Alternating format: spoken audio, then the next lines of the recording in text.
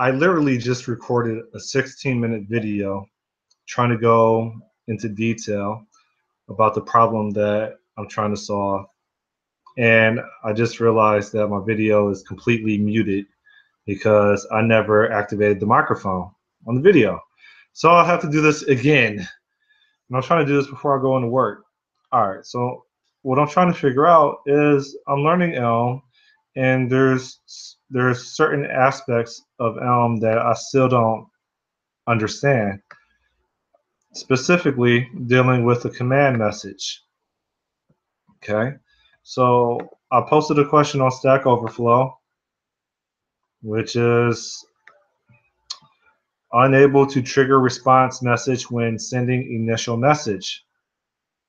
And I go into detail about what I'm trying to do, but I feel like I probably have to have a video that demos the issue that I'm trying to solve, and ultimately to better understand the Elm architecture.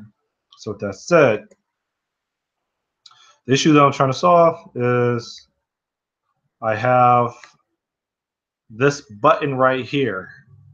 Okay, this button is part of my registration form. Okay, I fill out the form and I hit join like that. I expect that when I hit join that there's a navigation to take place that will display a different page, but it's not happening. Okay, so specifically, this is a little bit easier because I just recorded this video, so this is me kind of going to autopilot. Specifically, this join button is defined on my register.elm file. Okay, this is the join button code right here. So translated, this code is basically what's responsible for this button. And if you notice, this on click submit message is coupled to this right here. Okay. Now, if we look at the submit message, that submit message can be found right here within my update function. Okay. That update function has a handler for this submit message coming in, and ultimately I want to trigger a side effect right here. Okay, that side effect that I'm attempting to trigger is the result of a function that I call called try register. Okay, this try register is a function that is basically can be of one of two different implementations. Hence the runtime value that calls, or the runtime value, the runtime module, I don't know what you call it. There's a runtime value that has this try register. Okay, that is defined in my settings right here. So specifically, this runtime, which we see here, is actually this right here.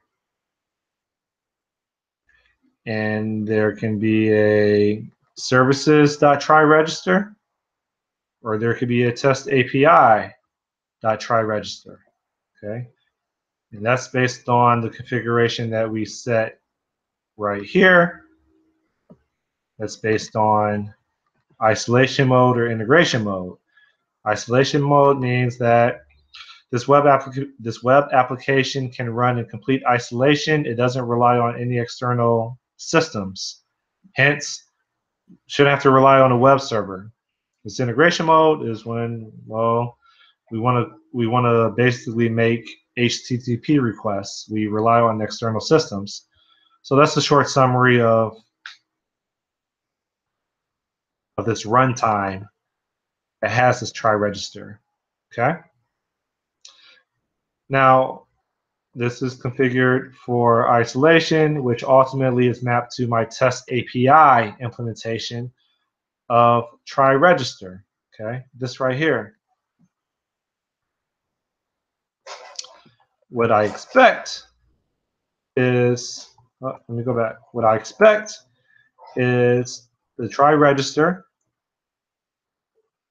is going to have as parameters a model, which is the form that we have, right? And a response. This response is a message that's right here, okay?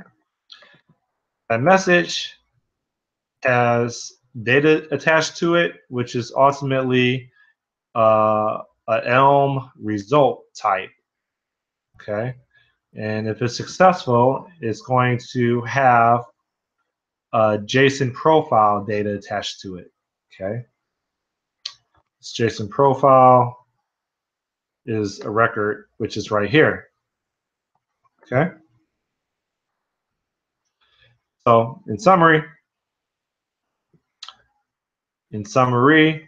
when we click this join button, the submit is to be triggered. And I know that it does get triggered. And ultimately, a side effect should be invoked or should occur based on calling this function called try register, which has two implementations, but we're pointing to my test API implementation, in which this try register is going to take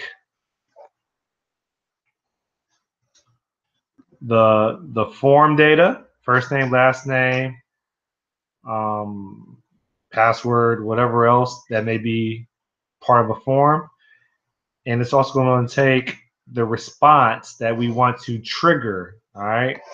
And so I give it this response message, again, which is defined here. I give it that message because I want to return that message with the attached data of type JSON profile. So with it, when the submit gets triggered, or when the submit handler gets invoked, I call the try register in my test API up here, and I pass it my form data, and I pass it the function that is really a message, or the message that is ultimately a function called response. It should take that response and attach data to it, which ultimately, after it attaches data to it, this side effect should be invoked, in which now this response handler should be triggered, and it should do the navigation of loading a different page, hence this right here, because I believe that I am returning a response of OK, and I'm attaching data to it, which if we look at my test API, even if you comment out these conditions of confirming a password, even if we comment this out, you'll see that what's being returned from this try register of my test API is I'm creating a command, and my understanding of how to create a custom command message is to do a command.none and then pipe that into a command.map function, and it takes in the response that I passed in based on this right here. All right, this is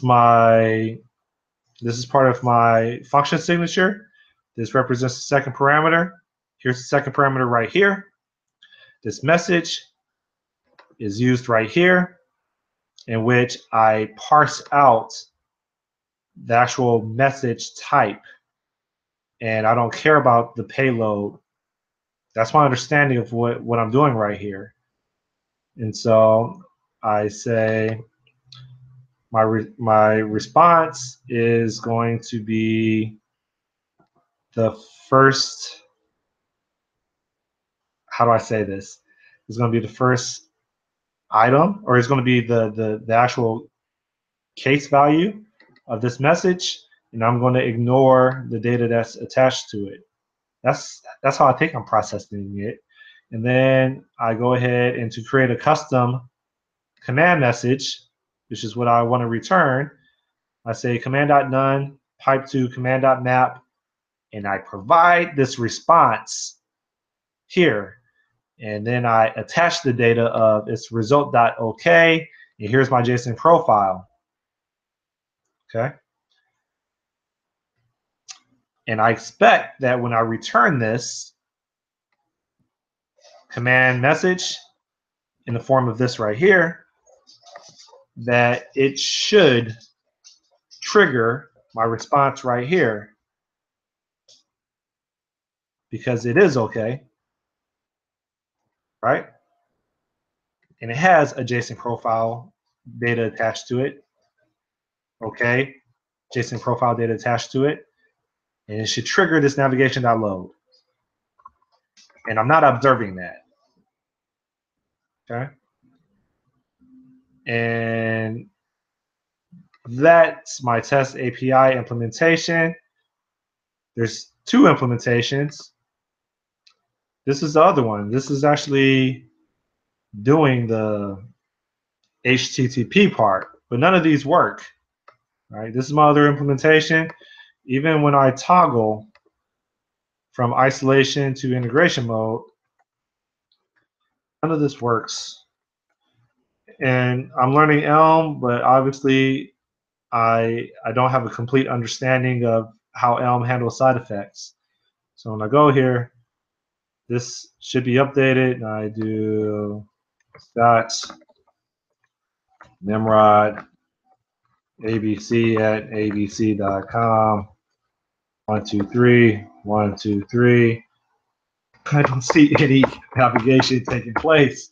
Now, I don't understand why. So that's it. That is it. That is, I'm attaching this video to my Stack Overflow question. I'm probably going to throw the link of this video to the Slack channel for Elm. And I mean, I don't understand what I'm doing wrong, but hopefully this video should be more information for people to basically help me understand why the expectation that I have is not being met in regards to side effects and fetching data and returning it as a side effect within this whole thing called the Elm architecture. All right, so that's it. And hopefully this video has audio to it, because this is my second time doing it. And I am done. I'm stop broadcasting. How do I stop broadcasting? I am stop broadcasting right here.